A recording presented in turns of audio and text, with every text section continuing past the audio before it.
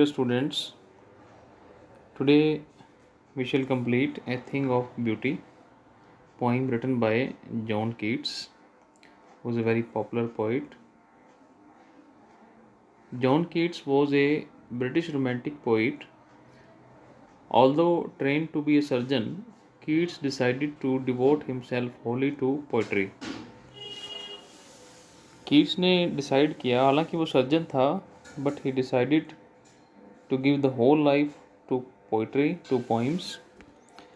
Keats' secret, his power to sway and delight the readers, lies primarily in his gift for perceiving the world and living his moods and aspirations in terms of language.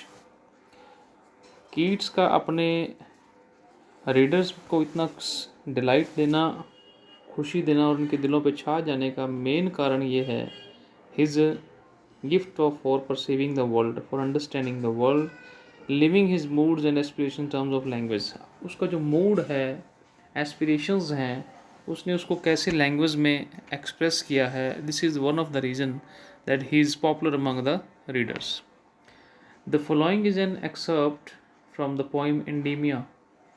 The poem which we are going to read, that is in part extract from the poem, big poem Endymion. वो एंडीमिया का एक part है, a poetic romance. This poem is based on Greek legend. ये poem एक Greek legend के base पे आधारित है. In which Endymion a beautiful young shepherd, उसमें एक एंडीमिया नाम का एक करेक्टर होता है, यंग शेफर्ड है जो भेड़ों को चराता है. And poet who lived on Mount Latmos. Endymion is a young shepherd and poet who lived on Mount Latmos, had a vision of Cynthia, the moon goddess. Endymion को पहाड़ों में जो है Cynthia, who is Cynthia, moon goddess, moon गोडेस के vision दर्शन होते हैं, देखता है उसको, दिखती है वो. तो she was very beautiful. The enchanted youth resolved to seek her out.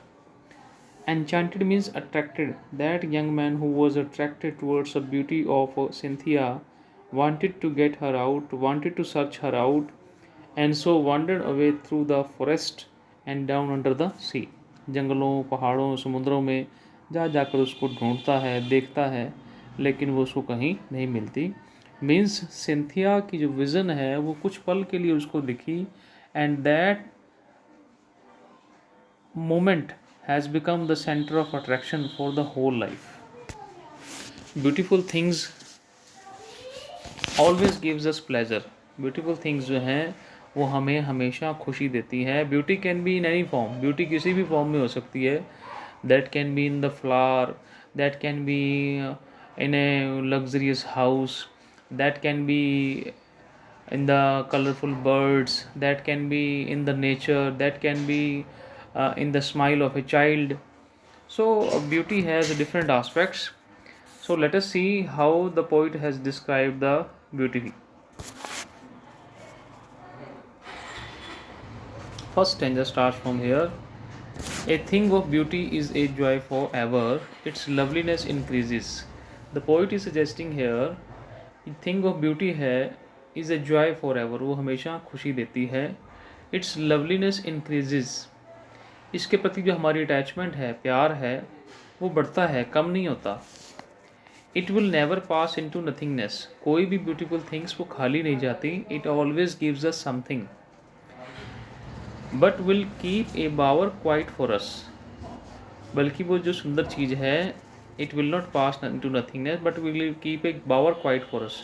Bawar quiet क्या होता है? बावर मैं आपको बता दूं कि जैसे पेड़ों का झुंड होता है, उसके नीचे जो शेडोई प्लेस है, ग्रुप्स के अंदर जो शेडो प्लेस है, छायादार जो प्लेस है, उसको हम क्या कहते हैं? बावर. ए बावर क्वाइट फॉर अस. पेड़ों के छाँव के नीचे जितना हम कंफर्टेबल, कूल महसूस करते हैं, ऐसी ही ठंडक हमें तब मिलती है जब हम किसी सुंदर चीज़ को देखते हैं. What more beautiful things give us. और हमें ब्यूटीफुल थिंग्स क्या देती हैं? A slip full of sweet dreams and health and quiet breathing.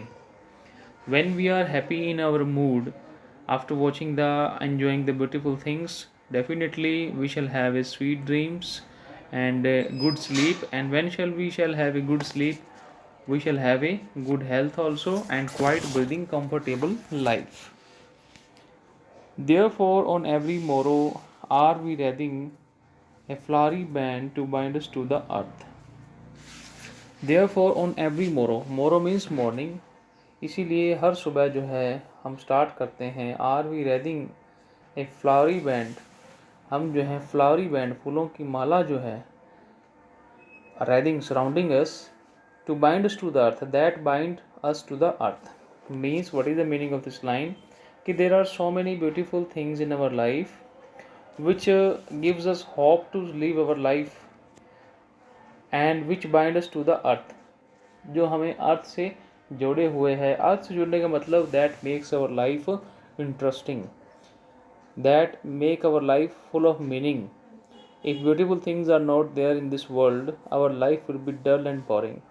So we start our life, start our morning, every morrow with the beautiful hopes for the whole day. Next is the poet is saying that first stanza poet describes the nature of beauty. First stanza में poet ने ये बताया है कि beauty जो है always gives us pleasure. Now in the second stanza poet will describe कि what type of persons are there in this world for whom the beauty has been made. कि उस ब्यूटी को एंजॉय करने वाला इंसान कैसा है. Let us see in this second stanza. इस सेकंड स्टैंजा में हम देखेंगे spite of despondence of the inhuman dearth of the noble natures, of the gloomy days, of all the unhealthy and over-darkened ways made for our searching. The poet describes here that spite of despondence,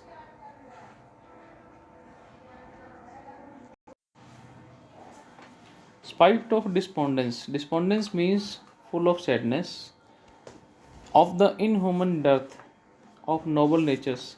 dearth का meaning होता है कमी. What is the meaning of dearth? Lack. The poet says that in this world there are very less peoples, those who are of noble natures. Of the gloomy days means sad days, of all the unhealthy and over darkened ways made for our searching. The poet describes here that man is using unhealthy and over darkened ways for his searching. Searching means for surviving in the life. He is using unhealthy, over darkened ways, dishonest ways to earn out his income, to earn out his livelihood. Due to that his life is full of gloom, और उसकी वजह से उसकी life जो है वो full of gloom है. And he is very upset and there are very less in human depth, very less people are there those who are having good moral human values. The poet says that such type of negativity is there among the persons in this world. Yes, in spite of all, फिर भी इन सब चीज़ों के बाद भी some shape of beauty moves away the pall from our dark spirits. Though we have sadness in our life, though we are despondent, though we have gloomy days, but when we see some beautiful things, these beautiful things move away the pall from our dark spirits.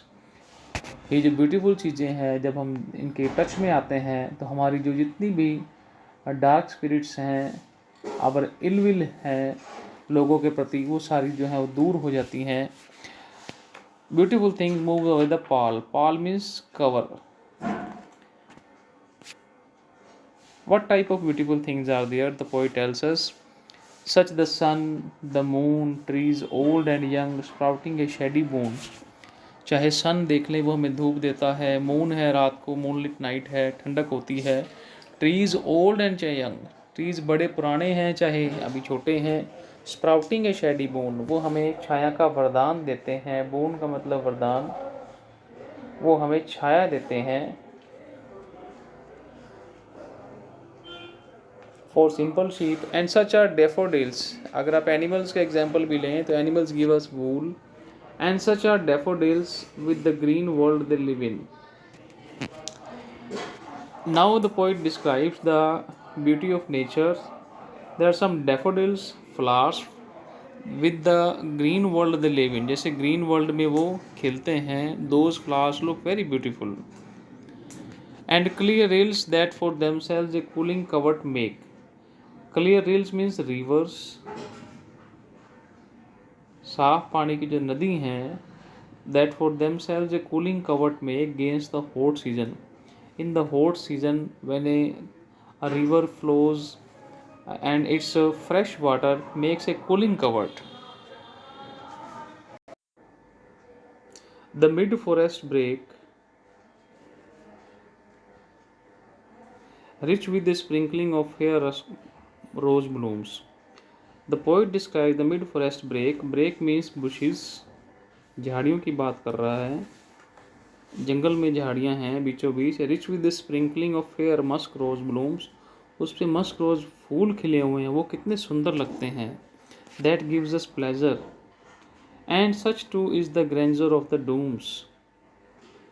We have imagined for the mighty dead all lovely tales that we have heard or read. And the poet describes the imagine for the mighty dead, powerful persons, those who died, and we all lovely tales that we have heard or read. उनकी जो lovely stories हैं वो हमने सुनी हैं, पढ़ी हैं, तो उनमें भी ब्यूटी है. There is a beauty in that also. All the lovely tales, जो हमने कहानियाँ अपने शूरवीरों की, जो लोग मर गए हैं. Mighty means powerfully, those who died powerfully. If we remember our history, अगर हम इतिहास याद करें, the persons who led sacrifice for the sake of nation, martyr शहीद भगत सिंह, क्वीन ऑफ झांसी, जितने भी लीडर्स ने देश के लिए कुर्बानी दी, those who fight, those who fought powerfully, and those who died for the sake of nation, उनकी स्टोरीज़ को पढ़ने में, उनकी मौत में भी, डूम्स क्या होता है, डेथ, लास्ट डे, उनमें भी एक महानता है. Such too is the grandeur of the dooms. All lovely tales that we have heard or read. In the end, the poet describes here that what is a beauty? An endless fountain of immortal drink pouring unto us from the heaven spring. कि beauty is an endless fountain of immortal drink. Immortal drink क्या होता है? जिसको पीकर हम अमर हो जाते हैं. दैट इज़ कॉल्ड नेक्टर, अमृत जिसको बोलते हैं, अमृत. ब्यूटी जो है, it is an endless fountain of immortal. अमृत का कभी भी ना ख़त्म होने वाला ऐसा झरना है. कहाँ से आ रहा है? Pouring unto us from the heaven's brink. Brink means edge, किनारा. ब्रिंक का मतलब क्या होता है? किनारा. जो स्वर्ग के किनारे से आ रहा है वो हमारे ऊपर गिर रहा है. In the sense of beautiful things, in the sense of beautiful things. वो ब्यूटीफुल फाउंटेन क्या है? ब्यूटीफुल थिंग्स हैं हमारे पास नेचर में. अगर हम देखें तो so many beautiful things are there. We should enjoy the in the lap of nature. So this is the poem about the beautiful things, whose main theme is that beauty is truth and truth is beauty.